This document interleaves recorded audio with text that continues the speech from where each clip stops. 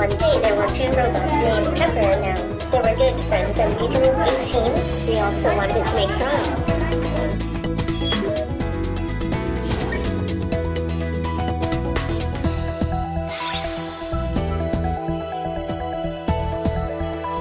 4차 산업혁명 시대. 인공지능 선생님은 더 이상 먼 미래 이야기가 아닙니다. 요즘은 인공지능 여기다가 내 성적만 입력하면 나한테 딱 맞는 문제를 찾아준대. EBS의 새로운 학습 기능인 인공지능 어플리케이션 단추.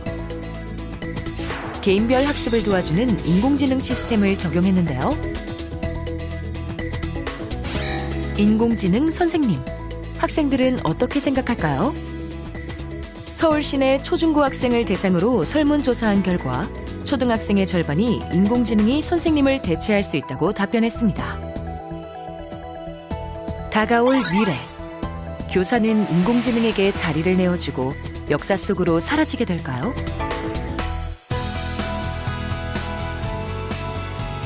안녕하십니까. EBS 미래교육 플러스 신종호입니다. 5월은 스승의 날이 있는 달이죠. 이번 주제는 미래, 선생님은 사라질까입니다.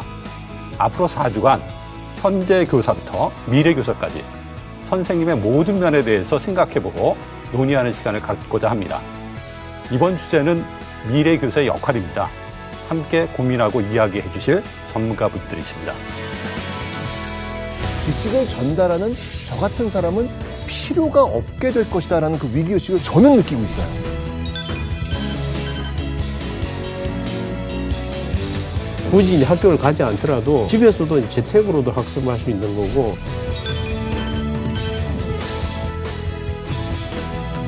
안내자, 멘토, 코치, 학습의 퍼실리테이터다.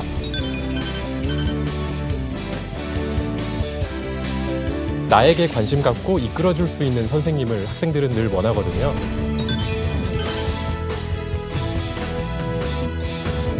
선생님이 행복해야 아이들도 행복하다. 그 말은 정말로 진리거든요.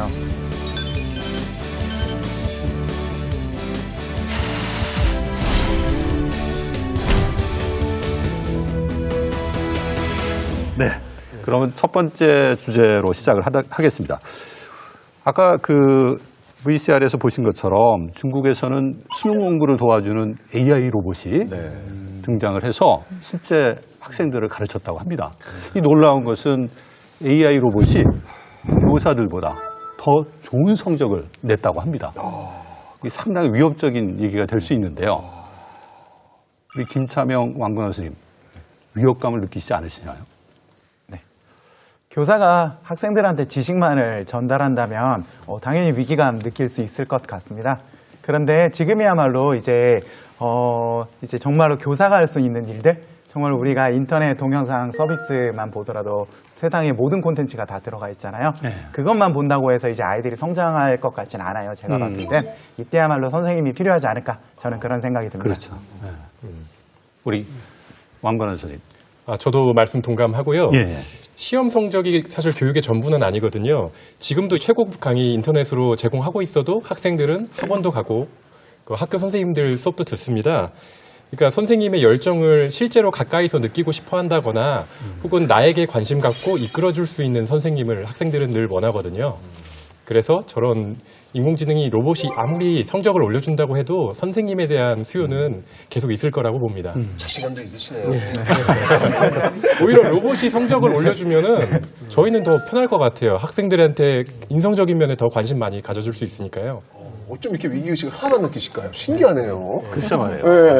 우리 오늘 주제가 선생님은 사라지는가 이건데 전혀. 저희는 대한민국의 공무원이기 때문에. 사실 미래학자들이 뭐 사라지는 직업 이야기할 때 교사를 많이 언급하기도 그렇죠. 합니다. 예. 실제로 어떤 분들은 이제 학교가 없어질 것이다. 뭐 그런 이야기를 하는 사람들도 있는데, 저는 그런 학교라는 존재, 공간으로서의 학교, 그거는 어느 정도 뭐 퇴색될 수 있으리라고 봅니다. 교사의 역할이 이제 변화할 거라고 보는데 교사 자체가 없어진다. 교사가 없어지면 다른 직업은 더 위기를 느끼게 되겠죠. 인공지능으로 대체될 수 있는 게 교사만 있는 건 아니잖아요. 그런데 그렇게 본다면 이게 인공지능하고 교사하고의 경쟁의 문제가 아니고 그럼 교사는 인공지능하고 같이 교육을 할 때 어떤 역할을 해야 되느냐 이런 생각들을 해야 되는 거죠. 인공지능을 좀 이렇게 오히려 이렇게 보조적 수단으로 그럼요, 예. 함께 갈 수 있는 어떤 그런 모습이 된다. 그런 예를 들면 말씀이시죠? 이런 거죠. 뭐 계산기가 나타났을 때 그럼 수학자들이 그럼 수학자라는 직업이 없어지는 거 아니냐 이렇게 이야기할 수도 있잖아요. 그런데 그건 말이 안 되는 거죠. 그래서 계산기라는 거는 굉장히 편리한 도구일 뿐인 거지 그 자체가 어떤 직업을 사라지게 하거나 우리의 삶 자체를 뭐 크게 바꿔놓고 이런 건 아니라는 거죠. 컴퓨터가 나오면은 우리가 이제 업무하는 방식도 바뀌고 소통하는 방식도 바뀌고 다 바뀌는 거잖아요.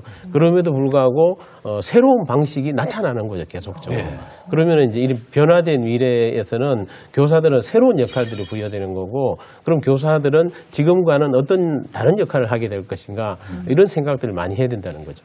아니, 답이 지금 벌써 이미 나오는 것 같아요. 절대 없어지지 절대 없어지지 않는다. 근데 거기에 거의 다 끝난 것 같습니다. 좀 더 깊이 들어가서 우리가 생각을 해보면 저는 없어지는 교사도 있을 거라는 생각이 들어요. 왜냐하면 굉장히 바뀌기 때문에 거기에 잘 적응하신 선생님들은 더 필요하게 되고 더 중요한 역할을 하시지만 이제 시대가 요구하는 그런 굉장히 반복적이고 지식을 전달하는 그런 역할을 하는 선생님들은 교단에서 사라지게 될지도 모르는 거죠. 그리고 저희 고등교육에서도 혹시 이제 질 왓슨이라고 들어보셨을 거예요. 그 조지아텍에서 인공지능 조교를 이제 도입을 했거든요. 그래서 학생들에게 질의응답에 응답을 하도록 했는데 우스운 것은 올해 최고의 조교로 뽑혔어요. 질 왓슨이. 네, 그러니까 그 얘기가 무슨 뜻이냐? 그런데 빨리 응답하고 하는 그런 좀 반복적이고 또 신속함을 요구하는 그런 이제 문제는 AI들이 잘할 수 있는 거죠. 그렇지만 우리 선생님들은 이제 방금 최 단장님 얘기하신 것처럼 새로운 역할들이 부여되게 되는데 못할 경우 이제 사라질 수도 있다는 저는 생각해 봅니다. 지금 교수님이 말씀하신 그 교사 중에서 사라질 교사 말씀하셨는데 그게 저예요. 이미 사라지신 거 아니에요? 아니 제가 진짜 저는 이 주제라면서 선생님들 지금 좀 너무 깜짝 놀란 게 너무 자신만만한데 저는 정말 위기감을 느꼈어요. 왜냐하면 저 같은 스타일이 어떤 스타일이냐면 지식을 잘 전달하는 어떤 대표적인 어떤 그 교사 사람이거든요. 그런데 제가 지금 이걸 하다 보니까 갑자기 뭐 5G, 그다음에 VR, 그다음에 뭐 이제 뭐 4차 산업 뭐 이런 것들이 나오니까 제가 가르치는 내용들을 다른 변화된 환경들이 더 잘 제공을 하고 있더라고요. 예를 들면 제가 뭐 서대문 형무소를 좀 설명하고 싶어요. 근데 서대문 형무소에 우리가 딱 가는 거예요, 그냥 VR로. VR로 가죠. 이러니까 제가 당황스럽더라고요. 저는 그러면서 아마도 앞으로는 지식을 평가하는 시스템도 굉장히 약화될 것이고 그런 과정 속에서 지식을 전달하는 저 같은 사람은 필요가 없게 될 것이다라는 그 위기의식을 저는 느끼고 있어요. 아마 교수님 말씀하시는 사라질 유형인 저가 아닐까. 그래도 뭐 최태성 선생님이 지식만 전달하는 분은 아니실 거라고 생각합니다. 제가 오늘 저 십자가 되겠습니다. 하여튼 지금 뭐 얘기를 들어보니까 교사는 절대 없어지지 않는다. 다만 그 역할은 변화될 것이 틀림없다. 이런 말씀이신 것 같아요. 그러니까 이제 미래 교사에 대한 이야기를 하기 전에 지금까지 선생님들의 역할이 어땠느냐를 한번 생각해 볼 시간이 필요한 것 같습니다. 다들 이렇게 마음속에 담고 계신 좋은 선생님들 계시죠? 제가 여기 방송 출연하기 전에 학생들하고도 한번 얘기 나눴어요. 선생님이 여기 출연하는데 너희들한테는 어떤 선생님이 좋은 선생님이니? 제가 생각하던 거랑 크게 다르지 않더라고요. 일단 첫 번째로 이제 최태성 선생님 같은 어떤 그 투철한 역사관과 거기에 대해서 학생들한테 이해 쏙쏙 잘 되게 해주신 그런 열정 있고 잘 가르쳐 주시는 선생님이 일단 우선 되지만 그 다음으로 또 나한테 관심 가져주고 나에게 고민 있을 때 들어주시고 이끌어주시는 그런 선생님 그런 분들이 있으면 아이들은 다 좋아하더라고요. 그렇죠. 저 같은 경우에는 그런 기억이 나요. 제가 사실은 고등학교 때는 그림자 학생이라고 굉장히 자신감도 없고 자존감도 없고 그냥 그런 존재였거든요. 그런데 정말 무서운 선생님이 수학 선생님이 한 분 계셨어요. 정말 감히 이렇게 얼굴 쳐다보기도 힘들 정도로 무뚝뚝하셔요, 그분이. 무섭고. 근데 그분께서 수업 중에 문제를 푸시다가 갑자기 야, 최태성 그러시는 거예요. 깜짝 놀랐어요. 너 저기 뭐냐 담임 선생님이 기대 많이 하더라. 요 한마디 멘트. 제가 저 이렇게 칭찬을 받아보지 못한 그런 학생이었거든요. 그 멘트가 아직도 남아요. 이런 걸 보면, 그러니까 입시라는 환경 속에서는 굉장히 잘 가르치는 그런 선생님들, 이런 선생님들이 좀 기억나겠지만, 시간이 흘러가면 흘러갈수록 내 마음에 좀 어떤 자신감, 어떤 그 보듬어주는 어떤 그런 마음, 그런 모습들을 해주는 선생님들이 더 진하게 남지 않나. 그런 생각이 들어요. 인공지능은 못하는. 그러니까 인공지능은 못하는. 그 타이밍에 딱 들어와서 못하는데. 인공지능 오늘 최태성, 너 기대 많이 하더라. 이런 얘기 안 할 거 아니에요. 맞아요. 그게 참 기억이 나는 것 같아요. 뭐 하더라도 별로 감흥이 없을 것 같습니다. 그렇죠. 그게 이제 선생님은 뭔가 가르치는 사람이다 이런 고정관념 때문에 그런 것 같아요. 선생님은 꼭 가르치는 것만 하는 건 아니거든요. 가르치는 건 인공지능이 훨씬 잘하고요. 사실 우리가 뭐 공부를 한다고 그러면 독학할 수도 있는 거고 아니면 온라인으로도 뭐 학습할 수 있는 거고 인공지능 이런 도구를 이용해서 훨씬 더 잘 배울 수가 있는 거죠. 그런데 선생님 역할은 그런 게 아니라고 생각하는 거죠. 그래서 이제 저도 이제 뭐 고등학교 졸업한 지 30년이 넘었지만 뭐 선생님들 어떤 분이 뭐 역사를 잘 가르쳤다 그걸 이런 거 전혀 기억나지도 않고요. 맞아요. 그분들이 한 뭐 가끔씩 이렇게 한 장면들이 있잖아요. 뭐 선생님 너를 믿는다라든지 이런 가슴이 와닿는 이런 이야기들 해준 선생님들이 정말 오래 기억에 남는 거죠. 그런 게 이제 선생님들의 역할이라고 생각합니다. 저는 잊혀진다니까요. 잘 가르치는 선생님들. 아이고. 근데 저는 이런 얘기 들으면 가슴이 좀 답답해요. 왜냐하면 왜 지금 정서적으로 본인에게 기대하고 뭔가 잘해준 선생님들을 기억할까? 그 이유는 선생님의 역할 자체가 지식을 정말 잘 정제해서 학생들에게 전달하고 그리고 그게 전달될 수 있도록 우리는 정서, 우리 신 박사님 워낙 뭐 심리학이랑 브레인 리서치도 많이 하셨겠지만 인간에게는 이 정서 차단막이 있어서 그 사람과 좋은 관계를 맺지 못하고 싫어하면 학습이 안 되거든요. 그렇죠. 그러니까 이제 그런 면에서 선생님은 잘 가르치고 거기에 플러스 학생들에게 기대도 하고 심리적 정서적인 것도 돌봐야 되는데 근데 그 선생님들이 기본적으로 잘 가르치셨던 거예요. 왜냐? 그건 너무 당연시하는 거예요. 그래서 우리들은 그걸 잊는 경향이 있어요. 물론 저도 뭐 굉장히 공부 잘 가르치는 선생님들보다는 너에게는 무한한 가능성이 있어. 잘할 수 있어. 굉장히 특출한 학생도 아니었는데 이제 그 선생님의 말 한마디 때문에 저도 이제 계속해서 완주를 했는데 네, 그런 어려움들이 좀 있습니다. 그렇죠. 네. 보니까 그 선생님들이 우리 학생들의 마음을 읽어주고 또 소통하고 또 멘토로서 성장할 수 있도록 도움을 주신 분들이 우리 마음에 많이 남아있다. 이렇게 말씀하시는 것 같아요. 진짜 선생님은 잘 가르치는 선생님뿐만 아니라 우리를 키워주는 선생님이어야 한다라는 말씀이신 것 같습니다. 자, 본격적으로 미래교육에 대해서 좀 얘기를 해보겠습니다.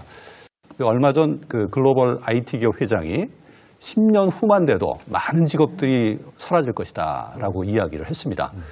너무 10년 뒤만 해도 좀 먼 감이 있으니까 뭐 2025년 한 6년 뒤 얼마 안 됐네요. 얼마 안 남았죠. 네, 그렇게 한번 가정해 놓고 그 2025년이 되면 우리 사회, 우리 교육계가 어떻게 변할 것이냐에 대해서 좀 이야기를 나누면 어떨까 생각합니다. 이 분야는 우리 최 단장님께서 전문가시니까 먼저 좀 말씀해 주시죠. 진짜 궁금해요. 누구나 이제 미래에 대해서 관심을 많이 가지고 있는 거죠. 왜냐하면은 과거나 현재는 우리가 아무리 뭐 위대한 뭐 능력, 권력을 가지고 있다고 하더라도 절대 변하지 않는 게 과거고 현재인데 미래는 지금 우리가 어떻게 노력하느냐, 준비하느냐에 따라 충분히 바뀔 수 있기 때문에 다 미래에 대해서 관심을 가지고 있는 거죠. 당장 이제 미래학자들이 한마디 하면은 그게 굉장히 관심이 많잖아요. 그게 이제 내 자신이 어떻게 이제 내 삶이 어떻게 바뀔까 여기 관심이 많으니까 그 이제 귀를 기울이게 되는 거죠. 지금 뭐 4차 산업혁명 이야기하는데 이 4차 산업혁명이라는 게 다보스 포럼에서 많이 이제 언급이 됐잖아요. 거기도 보면은 한 2020년이라고 하면은 불과 이제 내년이잖아요. 내년인데 2020년까지 이제 많은 직업들이 사라진다. 숫자까지 구체적으로 명시를 하고 그러거든요.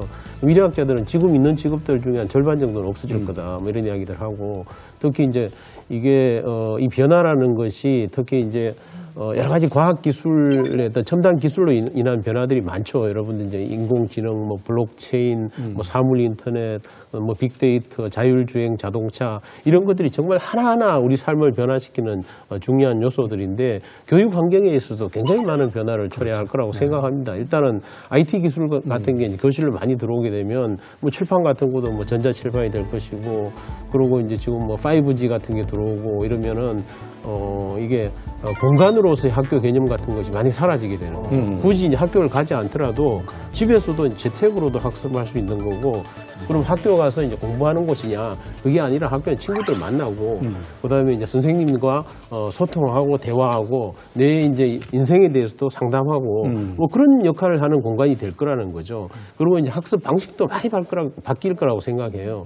그래서 이제 교실에서 하는 이런 수업들이 아니라 주로 이제 온라인 수업이라든지 아니면은 뭐 같이 집단 지성이나 협업을 통해서 같이 이제 학습하는 이런 시스템이 될 거고 그다음에 이제 교실 수업보다는 어떤 뭐 탐방 학습이라든지 뭐 여러 가지 형태의 것들이 있을 수 있는 거죠. 이런 실험들이 실제로 많이 이루어지고 있습니다. 예를 들면 뭐 프랑스에 이제 코딩 학교가 새로 이제 생긴 게 있는데 에꼴 42라는 게 있습니다. 여기에는 보면은 세 가지가 없어요. 여기는 교수도 없고요, 교재도 없고 학비도 없습니다. 그럼 같이 모여가지고 코딩 문제도 같이 풀어보면서 이렇게 같이 협업해서 이제 공부하는 그런 방식으로 바뀌고 있다는 거죠.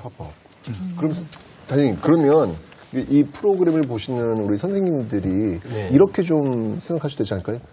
앞으로는 지식만을 전달하는 그 교사의 역할, 그 비중은 많이 줄어들 것이다. 아, 요거는 동의가 되는 거군요. 네, 그러니까. 맞습니다. 네. 그 교육계의 변화는 또 어떻게 네. 나타날까요? 이제 우리 최 박사님 말씀하신 것은 거의 산업 경제적 관점이거든요.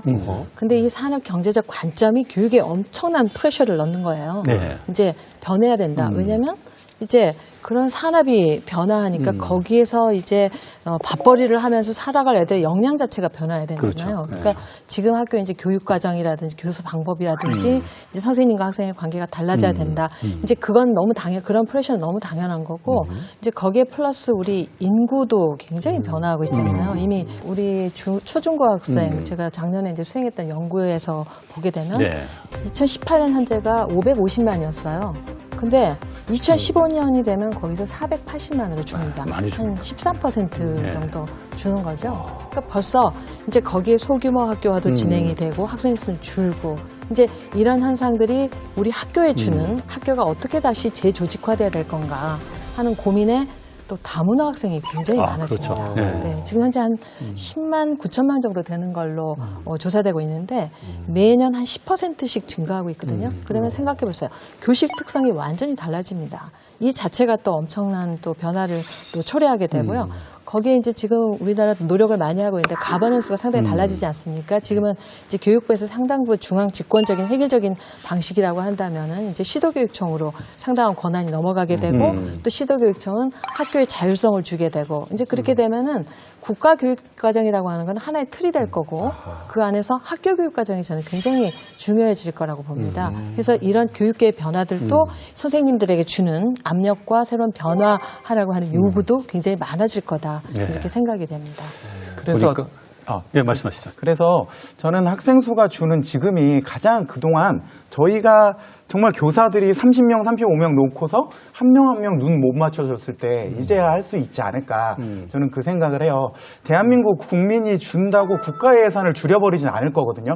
그렇기 때문에 학생 수가 준다고 해가지고 교육 예산을 줄인다거나 그러지 말고 조금 더 소외됐던 친구들을 그렇죠. 이제 조금 더 이제 한 명씩 더 다 그 개별화 교육할 수 있게 해주고 그런 기회로 만들면 되지 않을까. 게다가 지식적인 측면은 또 많은 기술의 발전에 도움을 주니까 이제 지금이 할 수 있지 않을까 생각을 합니다.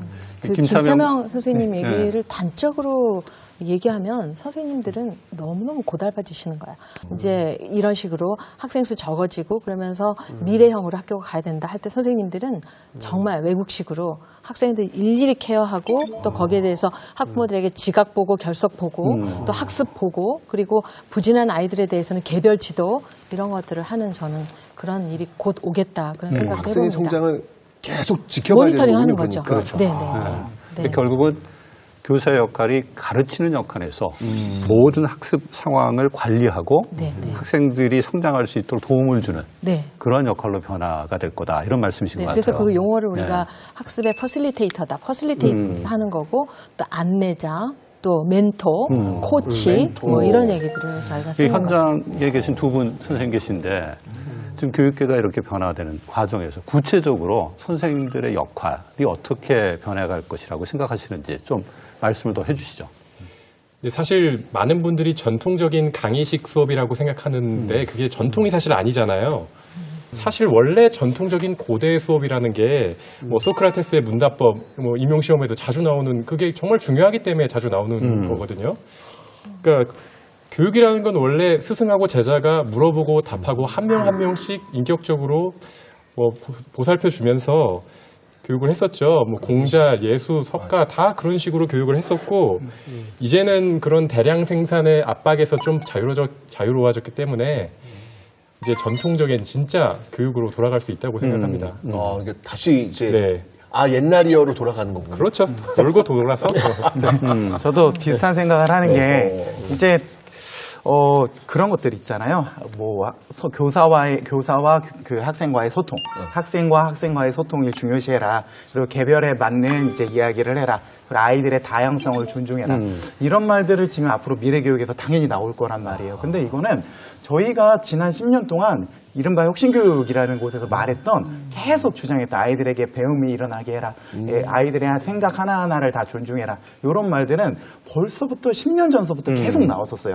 그렇기 때문에 미래교육이라는 게 저는 어떻게 보면 대단한 게 아니라 이미 우리가 했던 이야기들을 계속 이렇게 이제 완성해 나가는 과정이 아닐까. 그런데 또 이렇게 수업을 하면 평가는 또 기존 방식대로 평가를 하면 학력이 떨어진다. 혁신교육 했더니 애들 학력이 뚝 떨어진다. 애들 바보 만든다. 막 이렇게 하면 그러면 이제 이런 미래교육 자체가 이런 약간 괴리? 그거를 맞춰가는 과정이 아닐까 생각을 합니다. 근데 이제 원래 이제 뭐 교사의 역할이라는 것이 그냥 단지 영어에서는 티처라고 되어 있으니까 가르치는 사람이다 이렇게 되어 있지만 가르치는 사람은 뭐 교사 아니라 학원 강사도 있고 뭐 어쨌든 선배도 있을 수 있고 많은 사람들이 다 그런 역할을 할 수 있는 거죠.